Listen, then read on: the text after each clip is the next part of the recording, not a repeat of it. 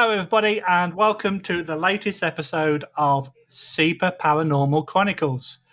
Tonight, I am delighted to be speaking to Sadhu Dah, who is a world-traveling digital nomad and exorcist. Sadhu Dah, or Dah, welcome, and thank you for your time. Thanks for having me. Okay, so we've just been talking offline that you're currently in Brazil, and I've been traveling. So before we get into your traveling experiences, can we go back in time to how you decided to channel your life into what you do now, please? That's the golden question everybody always wants to ask. And I get so bored of it, but then I also have to remind myself it's an integral part of the story, right? Every hero has their origin, right? So for Exactly. me, it was a combination of two different things. Meeting my first mentor and my childhood in itself. I'm what most people would refer to as clairvoyant. So when I was little, I would see things, not so fun things. I often would describe an old man who would come and sit in my room and watch me sleep. And he was a very creepy looking old man. His face was kind of a bit distorted in features that weren't quite that of a regular face, but just enough so that it still looked like an old man. I had a lot of paranormal phenomena that I experienced when I was a child, to the point where, my mother, who's a very religious person, I would call out to her and she would give me the whole trope of monsters don't exist. And one night when I called out, my bed was levitating and I was in the bed and I was obviously all sorts of panicked. I count this with what I know in psychology as just kind of shock and cognitive dissonance. My mother saw the bed levitating, kind of had this frozen look on her face, and just shut the door behind her and walked away. She couldn't cope with it. I Wow. was then committed to a mental hospital for a couple of weeks. They believed I was showing signs of schizophrenia. Only with medication, the things I was seeing still didn't go away. And they could sometimes tell me things about people that people would normally keep as secrets or did in private. I learned at a young age to keep this to myself, to ignore it.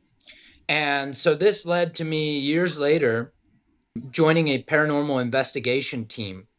And I was living in Washington at the time. And we went on this investigative case to the northern barn grounds of Cedro Woolley. It's a northern state mental asylum. It's been covered in different like Ghostbuster shows and stuff. It's a prolifically haunted place. Well, in the rafters of one of the burned down buildings in the farm grounds, I found this like talisman that had been braided with hemp and had a chicken bone and some feather and different gems on it, and it looked really cool. Against the advice of the people with me, I took it. What proceeded to happen afterwards was a series of paranormal events I could have, never in my wildest imagination thought was possible. I went back to a hotel room I was staying at, and I had one of the girls that was on the paranormal team with us kind of came back with me. We had a little fling of sorts, and so we were back at my place just kind of doing our thing, and she wanted to try on the necklace. When she tried it on, she immediately went into convulsions, going into a seizure on the ground. I took it off of her, and her eyes glossed over completely black. She then proceeded, uses a tiny girl, like 100 pounds soaking wet. She proceeded to let out these guttural like growls and roars that someone of her stature, or even a human itself, could not make. And I realized this was the point where I wanted to wake up from whatever nightmare I was having. And the most terrifying part about it was there was no waking up because this was real life. And Wow. so I don't really remember if it was she went to the bed or I got her to the bed, but I had no idea what I was doing, and she was coming in and out of stuff, and I had like gotten the guy who was like our lead paranormal, our team leader. I called him and told him to come over. He knew a little bit of like basic things of like, reading psalms and stuff like that. So he's just kind of taking the lead, and she's coming in and out. And at one point she says in my phone, "Sensei, sensei, call him." And then she kind of goes back to crazy stuff. So it's like 3 a.m, and I pull out this number and dial it that just is listed as sensei, and a very aggravated man answers the phone that I have obviously woken up. And he's like, "What do you want?" And I was like, "You don't know me, and I don't know who you are. I don't even know if you can help. But there's this girl, and like, there's really weird things happening, man. Like, there's, like, I don't even know if you're gonna believe me." And you could hear the shift in his tone. You could hear that he was getting up, and he said, "Tell me everything that's happening right now." So I began to explain some of the phenomena to the best of my understanding, and he gave me a choice. He said, "I can do one of two things. I can come there right now, and this will all be like a bad dream that you'll question if it ever happened. Everything will be taken care of. Or if, under my guidance, you want to try doing a couple of things until it gets too much, and then I take over. If you can handle that, I'll answer every question you've ever had about the paranormal." Wow. Me here today talking to you, you can assume what choice I made. I decided to take the second offer, to which he then hung up the phone after saying, "Research sigils," and then he just hung up the phone. And I was like, "Okay, super helpful." What I didn't realize was this was a man who had such an adept control over what the Chinese would call qi, what some cultures would describe like the Hawaiians as mana, or prana in Indian culture. Is whatever term you want to describe it to, life force, energy itself. This man was by all rights a master of it, and I didn't know this at the time. So he had already kind of projected in himself. If you want to use the word like bilocated astral projection, you could use that term. But he was very much so present there without my awareness. And the reason why I can say that with assurance is because after the events had unfolded over that next 7 days, he described stuff that only me and Kyle, the other guy there, knew about. We hadn't told anybody about what had happened. Some of the notable things that occurred in that 7 day period, she, I, I don't know if I can cuss or not, but Do it. Do it. Yeah, you I can. shit You you can. not. She crab walked backwards up the wall and hung from the ceiling. What? That alone made me just really question what was possible in this world. It made me question my Christian background. It made me question everything that I'd ever thought was true or false, even. She had a silver cross placed on her by Kyle at one point, which you could see smoke sizzling and blister marks appearing on her skin from the silver necklace and cross. We had at one point went to a Catholic church, and we went in, and there was mass being held, and we were on the way there. She tried to crash the car. She like took the steering wheel and tried to wreck the car a couple of times. Kyle had to hold her down forcefully. When we got to the church, she proceeded to start to act completely normal. And we were really confused because in our understanding is like these things shouldn't be able to enter holy ground, like this doesn't make any sense from anything we do know. And she's acting like nothing's wrong. And we proceed to tell like this like receptionist lady, like, we need to talk to a priest, like we need to get an exorcism done. And she's explaining to us, well, that's not how this works. There's protocols for these things. we can wait until mass is over and you can have a conversation with the father, and then from there, all the appropriate channels can be followed, and then we'll see what happens after that. And I was like, well, I'm like yelling at this lady. I mean, you don't understand, like, this woman is possessed, and I'm like pointing at her, and she's just like, like nothing's wrong. So then we blindsided the father when he came out after mass. And at this point, the girl ended up kind of, I don't like, it happened so quick. She'd like kind of had him in a corner, and she was like saying like really, really nasty things to him, but it wasn't her voice. And he was kind of trembling, and the receptionist lady was like calling the police. And she said some stuff about him that sounded pretty personal, and it had him shook. And he kept saying like, I cannot help you, I cannot help you, you need to leave, you need to leave. And he was just very, very like broken. And she hadn't even really done anything like paranormal. And so then these police officers show up, and he was about four of them, and they even made a remark. They were trying to kind of like escort her out, and she started to fight against them. And one of them made a remark like jokingly when he like grabbed her, and she threw him off, and he was like, oh, I wasn't expecting such a little bitty thing to have such strength.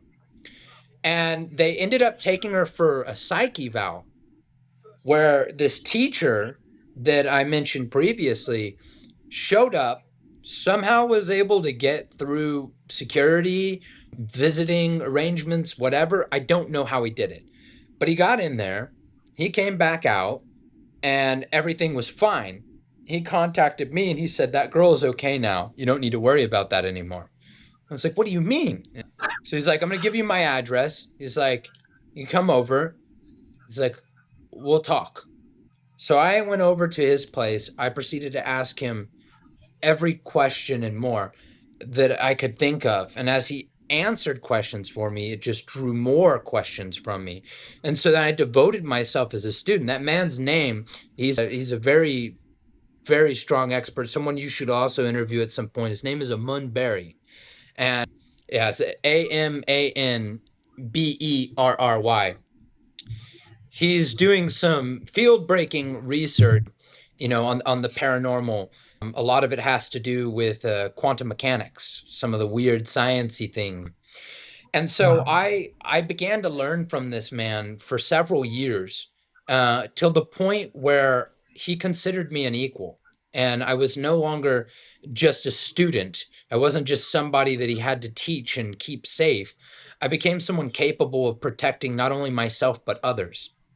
I had found that over those years, more than a decade now, me and Amun had worked at least 1,000 cases between each other and together, and had seen a multitude of everything from, grandmas haunting the house to demonic entities that, came from a black magic summoning, to everything in between.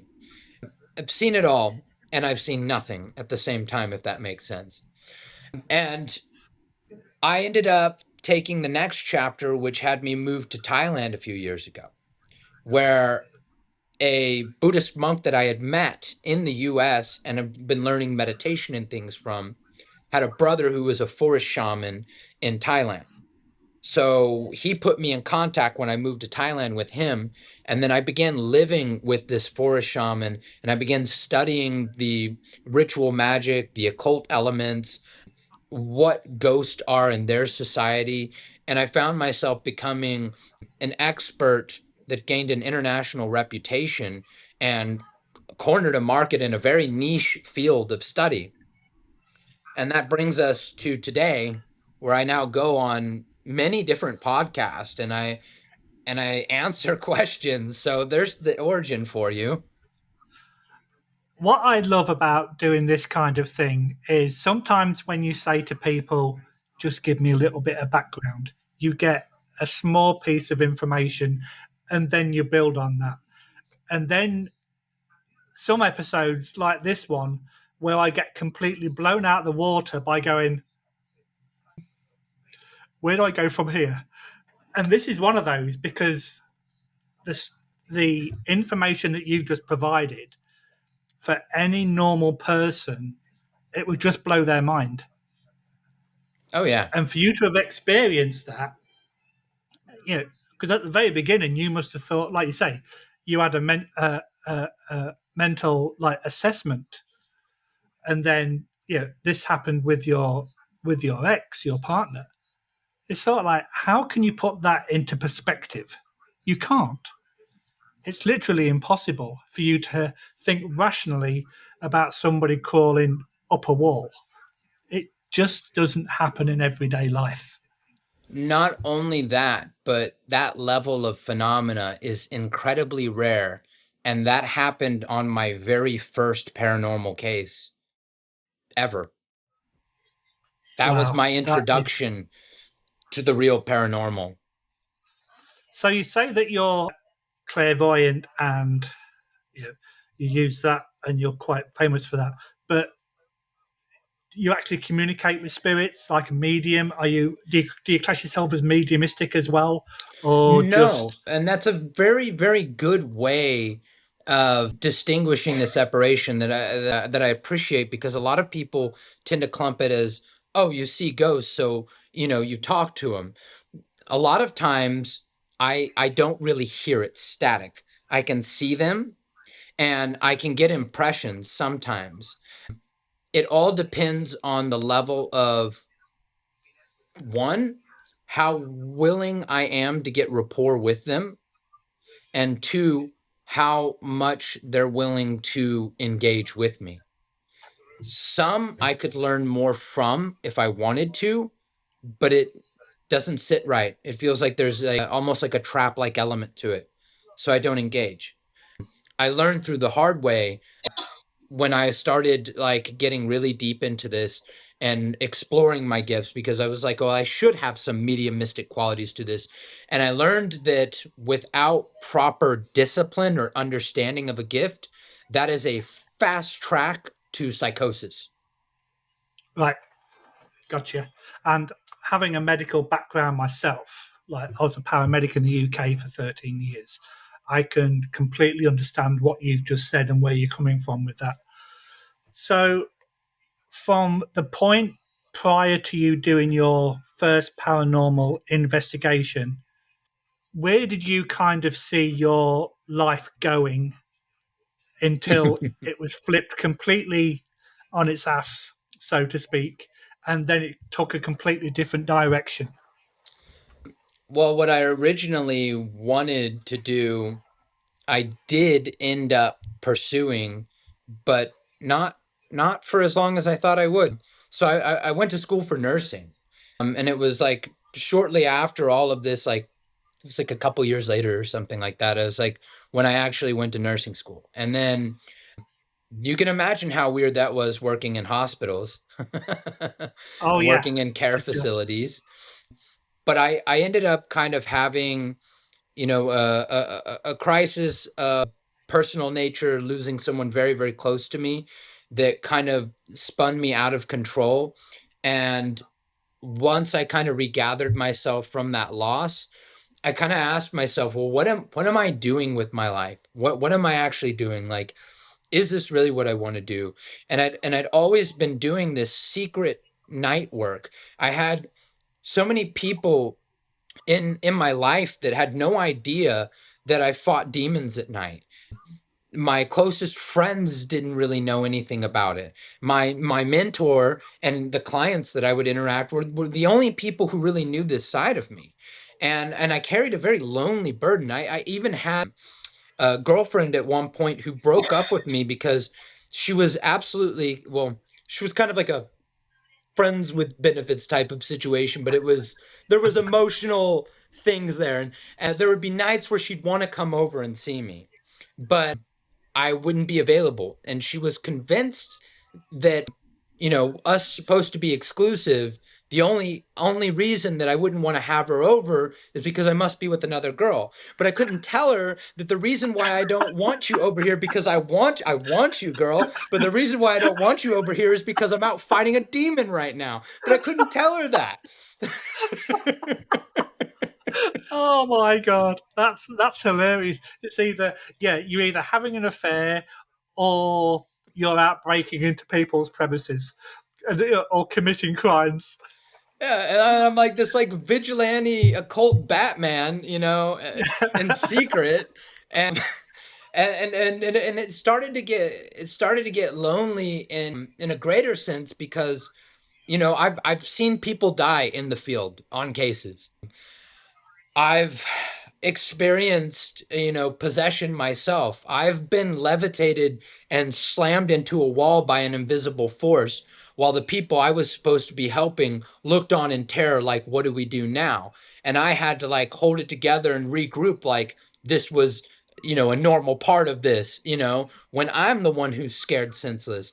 I'd have countless situations I'd go into where I wasn't sure things were going to work out, or I'm walking around in the dark of a cellar, or in the woods where a kid committed suicide and his spirit is now turned to a wraith, and I'm getting a choking sensation on my neck, and I carried this all alone, nobody to share it with, slowly being chipped away and broken over time by things that nobody believes are real, by things that people I love and care about in my life have no idea is slowly eating away at me. And I Right. became so lonely. And I only got a sense of freedom when I finally just said, you know what? I'm going to put myself out there.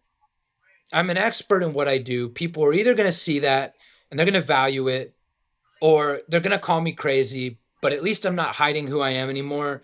And at least I am myself in this world, which I would say is the hardest thing for any man to do in this world, is to be himself in a world that's constantly trying to change them. I couldn't agree more. So, can we just change your name to Sadhu Dah to, in brackets, I'm Batman? Can we? Well, I'm not a billionaire. So, you mentioned the fact that you've been possessed yourself. Can Yes. you remember much of it? And if so, what parts of that can you actually remember? Yeah. So there's different levels of possession, is the first thing that we need to make a distinction of, which is a difference between transient possession and perfect possession and integration. So a lot of people kind of, they don't really know what the different lines of it are. So in experiences of transpossession, this can happen in those subtle states of you say or do something that's in an aggressive manner that might have some sort of paranormal phenomena attributed right before or right after, usually in pairings of three. And that typically falls with internal and external oppression in stage two of what we would call like a haunting, right? I've had that happen. And then the more descript one that people would generalize as the common experience with possession would be what we call like a perfect possession. And this is when the entity essentially has slipped into the neurology of the body, like a hand inside of a glove. It controls the entire nervous system, and you're kind of locked away in a back seat. You are aware to an extent, but the consciousness is also divided. There's no true focus. Everything's a bit hazy, but you're also in a constant state of pain. One of the situations where this happened to me was, it was early on in my career. I got messed up in a Haitian Voodoo cult that was doing some pretty naughty stuff. And I thought I was Mr. Big Bad after having a couple of notches on my belt. And I decided to go toe to toe with them. And they were using magic that, I just was not at a level yet where I could comprehend how far boundaries can get pushed. And so I felt this knocking, like feeling on the back of my skull one night, and I felt this like sensation of it opening up.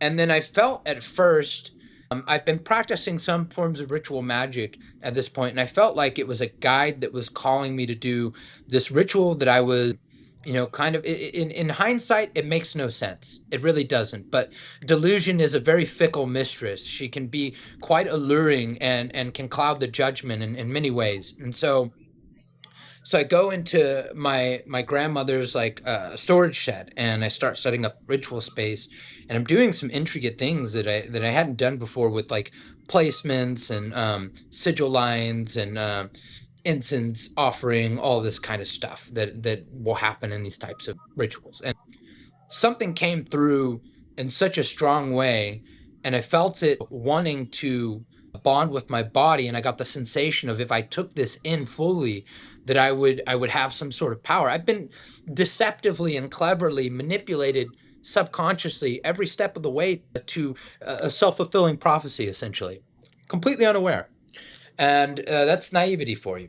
And so I did that, and then what I remember, it lasted over a period of 3 months before I was really pulled out of it. And it took me a good 6 months to mentally recover from the trauma of it. It gave me, actual diagnosed PTSD. So the first night I had this sensation that I could destroy anything, that I could beat anything. And I went for a walk, and there was like this steel pole by like a basketball court in the park. And I remember feeling that sensation, and I punched it. And the metal, this is like a steel like pole, the metal crumpled in, bent. The pole dipped down and it bent. And there was not a single mark on my knuckles. And I remember feeling so in control, but so primal and so raw. I felt the best way I could describe it was I felt truly dangerous, not evil, not powerful. I felt truly dangerous. And I gave more into that. And I found myself obsessively doing rituals that I knew no understanding of. And they were slowly starting to just really spin my mind to a point where I wasn't eating for days on end. I wasn't even sure if I was drinking water or even using the bathroom. And my grandma became very, very worried about me. And she would, mijo, you need to stop what you're doing out there. I can see. So my grandma, she practices curanderismo.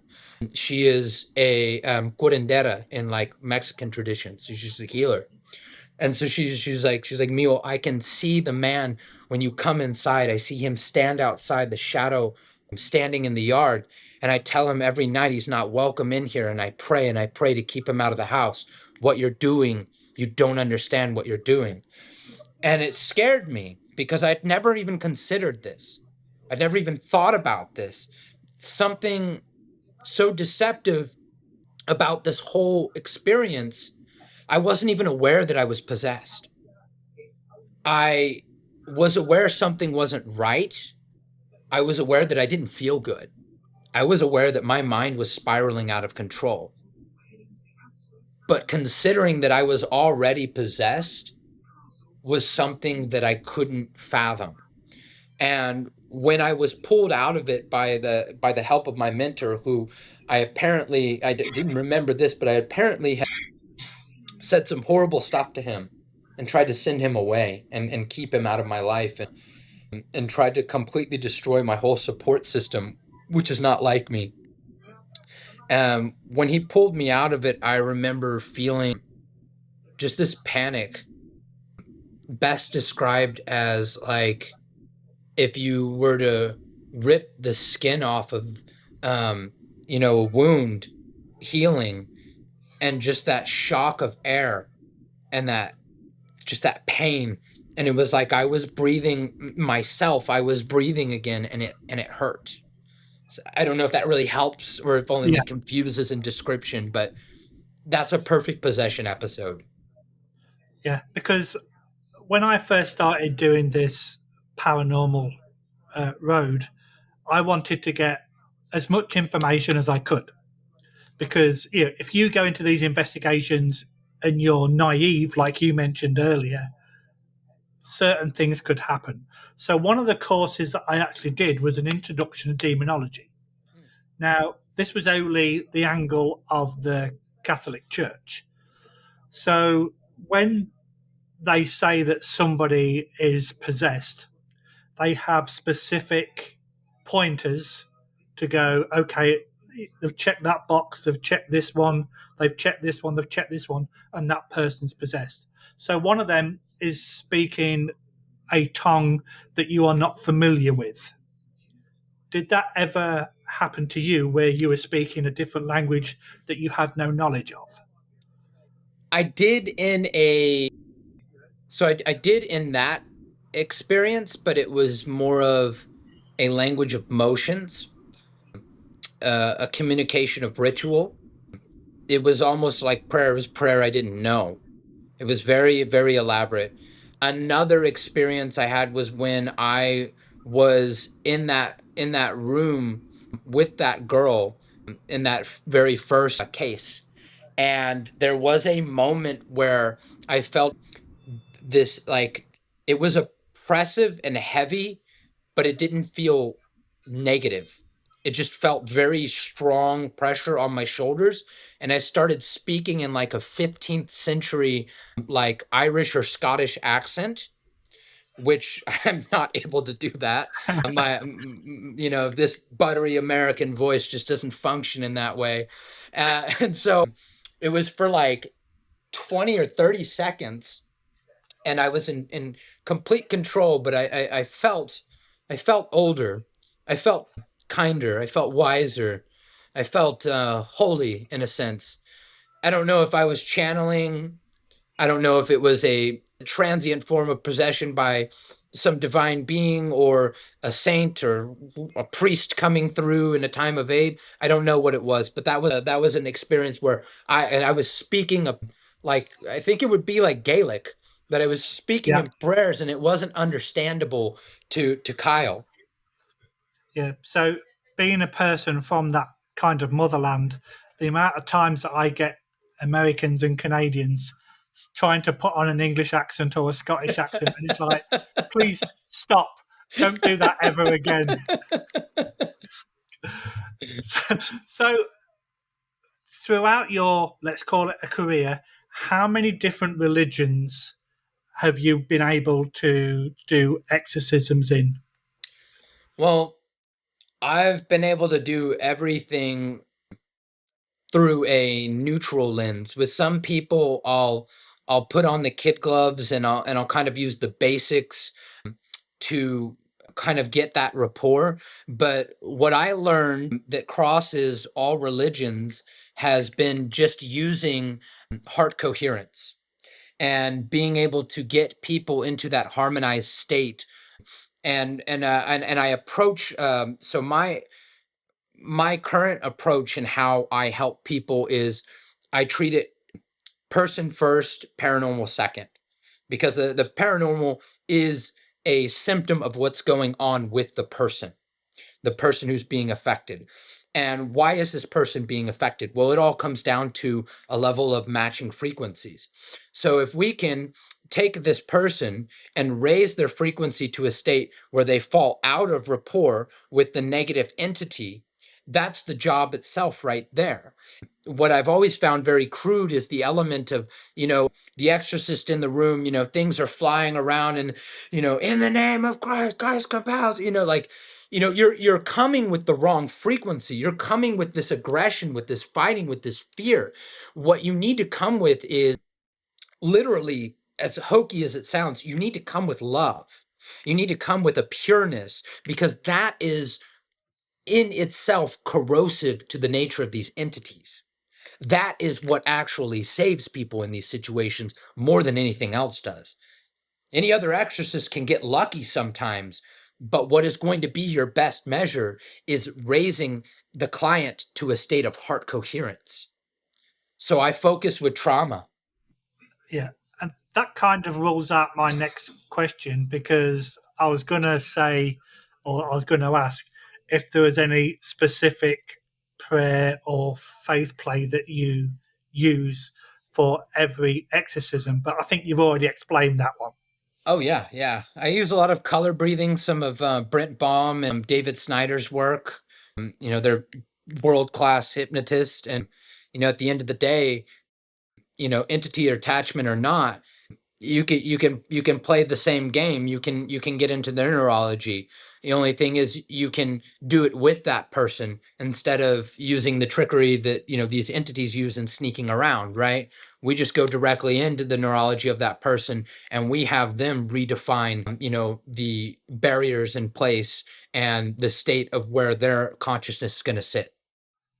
Yeah. So the people that you've actually cleansed or exercised, whichever we want to put it, when they've had this initial attachment, have you seen that there's kind of like a, a, a formal thing that multiple people go through? So, yeah, some people may have dabbled with a Ouija board, for example, or some people may have practiced magic but not know what they're doing. Has there been any similarities in some of your clients, patients, whatever you want to call Oh them?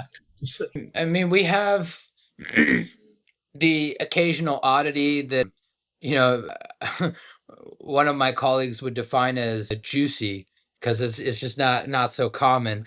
We at this point we get this weird sick pleasure out of this. It's I think it's a coping mechanism. But the three most common things that I tend to see are Ouija boards specifically. That happens more than you would probably think, or maybe not more than you think. That's a very common one. I've had at least a couple hundred cases that involved Ouija boards. It's the start of it all. And then the second, which is quite sad because it's very prevalent in our society, people that are depressed or overly anxious, they tend to just kind of sit right there in that perfect bandwidth for something to reach out. That's one that requires a little bit more finesse, because then we're also kind of having to play the hat of a therapist in a way, and we're having to approach in a more kid glove friendly version, because these people are in a vulnerable state and they're in a haunting, which is makes people in a more vulnerable state just by its own, even if they have strong mental fortitude. The third case that I tend to see the most frequency is when a loved one has passed. And those fall into one or two categories.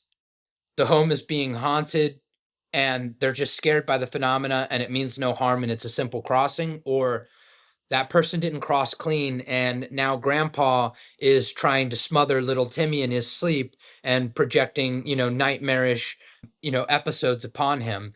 And we can't believe or fathom that this is grandpa, but it is. And at the same time, it isn't anymore. So those are the three most common threads I see. Right.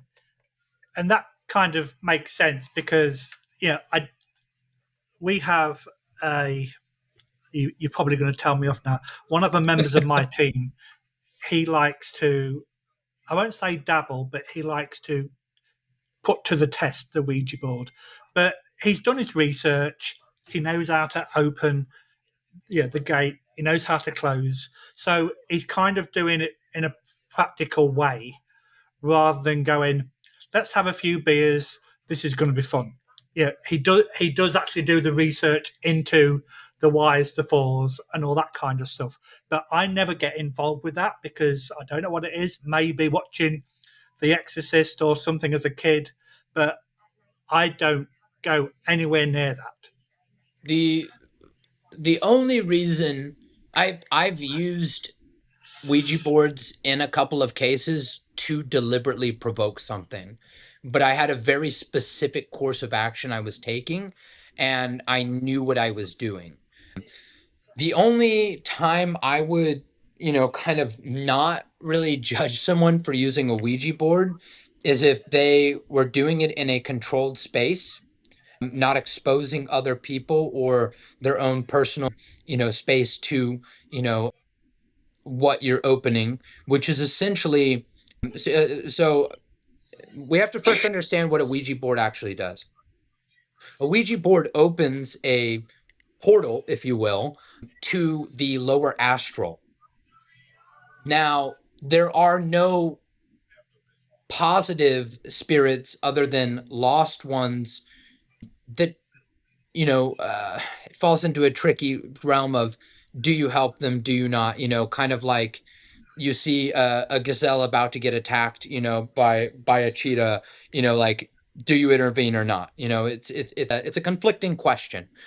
But these spirits are very few and far between. What you see the most in the lower astral are parasites and predators, and wraiths, corrupted human shades, if you will. That's all you're going to reach. You're not going to reach an angel. You're not going to find some higher deity. Your, loved one who is probably crossed cleanly, or may even be in residing within the home itself. They're not going to come through from the lower astral. So it doesn't really serve any purpose in regards to what the majority of people use a Ouija board for. You're calling something that you don't realize you're calling. Yeah. And the only other way I would suggest using the Ouija board is if you're someone who has a lot of experience, and you have good level of protection, and you know how to handle yourself. And even then, I would say only use it with a purpose, not just because. Yeah. Which makes perfect sense. And that's the good enough reason for me to step even further back. So, back in the 70s in Europe, there was a particular case where this young girl, she had multiple exorcisms. And in the end, when she passed, her parents and the church were actually tried and convicted for neglect. I'm not sure if you're familiar with this particular. Annalise? Yes, that's the one. Yes. Yes. So, have you ever been in a situation where you've been called in and you feel like you've been called in for the wrong reasons, or when you've turned up, you've realized that it might be of a mental health reason rather than a demonic reason? Oh, absolutely. And that's why I always screen every case I take before I get involved with it. And what I break my cases. I will still help the person, but my approach is completely different. So because I also do trauma hypnotherapy as well with people that are not related to the paranormal, that come to me to help them in regards to their trauma. So to me, it's still a client I would take. The only difference is I break down my cases. I categorize everything. It just makes things easier.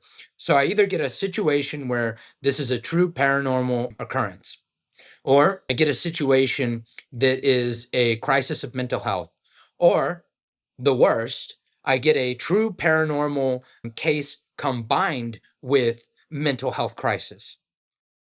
Those are the most delicate.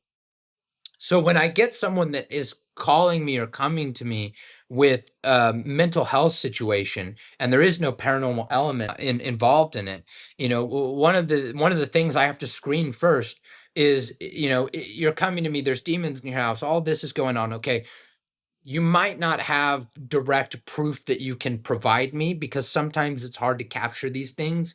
But, have there been knocks and bangs? Have, things, teleported, or, reappeared? Are you hearing voices? Are there footsteps, et cetera, et cetera, et cetera? Like, all these markers of paranormal phenomena, have any of them occurred? And not just have any of them occurred, but have there been at least 3 instances occurring of paranormal phenomena? And if so, are there gaps and breaks in between that coincide with the mental episodes that are also happening? So when I'm dealing with someone that's a mental crisis issue, one thing I have seen, and I've never seen this fail, is anytime it's been purely mental health, there has been no paranormal phenomena. No matter what the person says, no matter what is described, there has been a complete lack of any paranormal phenomena. Yeah. So that's how I know. Right. And being a medical background myself, the amount of mental health patients that I've had to deal with, each one is quite specific. No two are the same because everyone's completely different, and you definitely have to treat them a lot different and a lot more like wrapped in bubble wrap, so to speak, than what you would do a normal individual, because you don't know what's going to flare them up. You don't know what are the keywords that may send them like psychotic or whatever. I always play when it's a mental health situation. I always play slightly into the delusion, just enough to gain enough trust to help navigate them out of it. I believe, just by my own experience, and I'm sure many professionals with a degree would agree, that the worst thing you can do is tell somebody in a situation of mental crisis that you're crazy and you're making this all up and it's not real. We know that. But to get someone to believe that when it is real for them, that's impossible. And if you really want to help them, the best thing you can do is be like, yeah, okay, there might be a lot of spiders in here right now, but you know what? Well, why don't we go sit in the other room? Maybe there's not as many in there. Maybe we can go and sit, talk there, be less distracting with less spiders around us, right? So, kind of just enough to play into it, to get them to calm down and see you as their beacon of hope. That's my approach with like mental health situations. Yeah, and I can completely relate to that. So going back to all these exorcisms that you've done, has there been any that have been more challenging, more concerning than, I don't want to say this, but the average exorcism, so to speak? Oh, definitely. I mean, all hauntings are at their root just another haunting, but just like people, and we're all just people, everybody's different. Everybody's unique in their own quirky ways. The same goes for, the exorcisms I've done. One of the hardest ones that I did was I saved a little girl in Ohio, and I ended up failing that one because her mother had contacted me. Her mother had done, a variation of what she thought Wicca was. It was nothing resembling Wicca in any way at all. She had done like a full-on goat sacrifice, like killed one of, like, they had like a little farm. She killed one of the goats, did a bloody pentagram on the floor and everything, and literally offered up, the spirit of her daughter, as part of a deal. And then, surprise, surprise, she had enough psychic juice in her. She did things in such a way that something did answer, and there was a lot of paranormal phenomena that took place in that house, from shadows that would spread through the wall and take over even if you shined a light on it, and be like a thick shadow that light couldn't penetrate.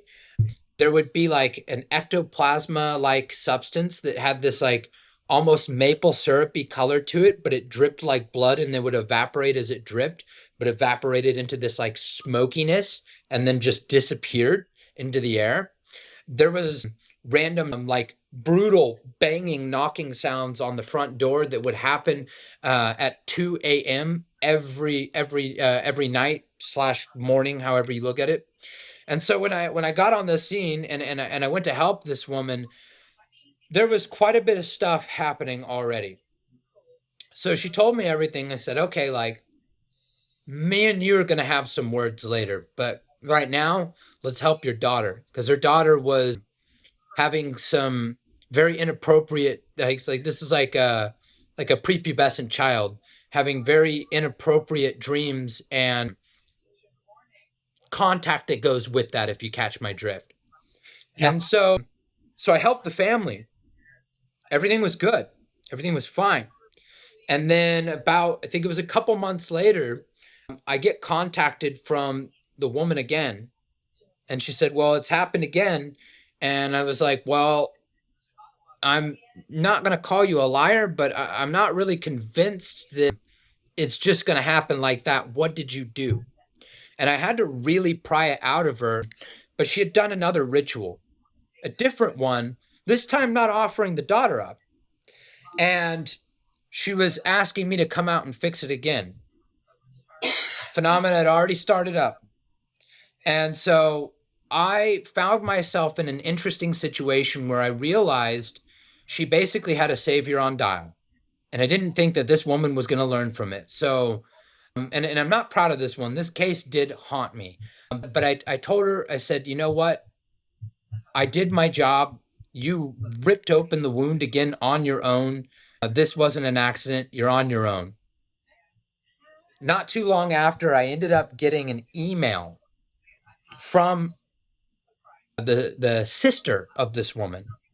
And she's like, you the Sadhu Dah? And I'm like, yeah. And she's like, I need to talk to you about my sister. And I'm like, okay, well, how do you know about me? And how do you know about me and your sister? And she says, well, I got what was left of my sister's belongings when they were, released from custody, and the crime scene was, basically taken care of. We just finished making, funeral arrangements for my niece. And I just had some questions about, some of the emails you had back and forth with my sister that I read. And I'm like, funeral arrangements for the niece. I'm like, okay, well, what's going on here? What had ended up happening was this woman went into a possessed state, strangled her little daughter to death, and then proceeded to call the police right after, almost like in a catatonic state too when they arrived. And she had no memory. And when they told her what she did and when she was being charged with it, the woman completely fell apart, was hysterical, was inconsolable, with not just the knowledge that her daughter was dead, but with the knowledge that she did this with her own hands. One of the hardest conversations that I had to have was trying to explain to her sister why I helped her in the first place and then let this happen after. I had no idea that was going to happen. Yeah, for sure. So, in that particular instance, did the police reach out to you? They had pretty much ruled everything as a homicide from, a woman that had just had a psychotic break. And they felt like that was good enough, at least in small town America where this took place. And for this police department, they had all of the evidence and everything necessary for them to feel like it was an open and shut case. It was only her sister that wanted more answers. Right. So the fact that you actually helped her originally, but then told her that you wasn't going to help the next time, have you actually been called to an incident that you've said blatantly, no, I'm not coming? And if you have, why was that? No, I haven't, because the people that contact me now, so I have several students that I've trained that handle what and it's no offense to the people that experience them, but what I consider lower level cases, I have people that take care of those for me. I get referred to, or I pick up only high level cases these days, serious stuff. And when I come on the scene, it's usually, we've been through a dozen other shamans, priests, etc. Nobody's been able to help us. You're our last chance. And they're willing to do pretty much anything I ask them. And when it comes to so when I'm teaching people occult traditions, shamanism, training in demonology, these types of things, I charge for my services. My books, my Patreon, my amulet shop, all this, I charge for that. The most dangerous work I do for free. When I do my exorcism work, I do not charge for that. So when people come to me for this and they're in such a desperate state and they know that I'm doing this just out of like heart and soul, they tend to have a different attitude. That makes perfect sense, and I can see where you're coming from. There's one point that I want to go back to at the earlier time of the episode. You mentioned about people getting scratched, and there was 3 marks. What I find, and it kind of irritates me, is that every single person that gets scratched immediately goes to the it's a bad entity, it's malevolent, or it's a demon. But I kind of have a different theory, and I'd like to share that with you. So, if one of us is passed and we want to try to communicate with the other person, the first thing you're naturally going to do is to call their name. If the person doesn't hear you because one of you is passed, you're going to shout louder. And if that doesn't happen, my belief, or I like to believe, is that the next natural thing is for that person to reach out and to try and touch that person. And it could be that connection of that energy that is causing the scratches. So what you're describing is what we call the irritation of meridian lines, or as some people would say, a allergic reaction in the etheric anatomy. So what does that mean? Well, when we kind of go through the visualization of picturing a ghost touching us, it's one thing to kind of visualize and picture an actual hand touching your physical body, but there's a layer, which the University of HeartMath has actually measured, that we have an electromagnetic field that emanates in a 6 to 8 foot circumference around our body. So there is an actual electrical field that has been measured through science that emanates from our body. Now, if this electrical field is tampered with by another, let's just say an anomaly, and something that has willful ability and can interact with its environment around it, it would beg to reason at a certain level of disturbance, would we see a physical reaction occur on the body? Now, think about if you smell something like, let's say, a certain inhalant that's not good for you, some sort of chemical inhalant. We can't see it, but these vapors are very much real. And these vapors can irritate the nasal passages, and if breathed in deeply enough, can actually scar the lining of the lungs, right? So something that is able to directly interact with the electromagnetic field of our body is corporeal in nature. It would beg the explanation that at a certain level, you could create an irritation. Not enough damage to cause a severe, wound, but enough to show the presence of something interacting. So, yes, I support your theory, but only because I can explain it in a way that makes sense to me. Yeah. I could see that being a thing with a regular ghost. They usually try to generate phenomena in other ways, but it's not unlikely at all that has happened or does happen. And I'm glad that you explained it that way, because that makes a hell of a lot more sense to my theory, because you broke it down even further, so that if somebody, or I speak about that in the future, somebody can we can explain things. So I thank you for that particular bit. Yeah, no So problem. So we are coming towards the end. So your 5 minutes of fame, so to speak, if you'd like to mention about your books, what services you provide, and where people can contact you, please. Yeah, absolutely. I'd do it in 30 seconds easily. So like as far as books, my shop, services that I offer, etc., my videos, all that, www.thesadhudah.com, thesadhudah.com. Everything's there, easy to access. That was actually 29 seconds, so you lied. It Hey, wasn't. nice.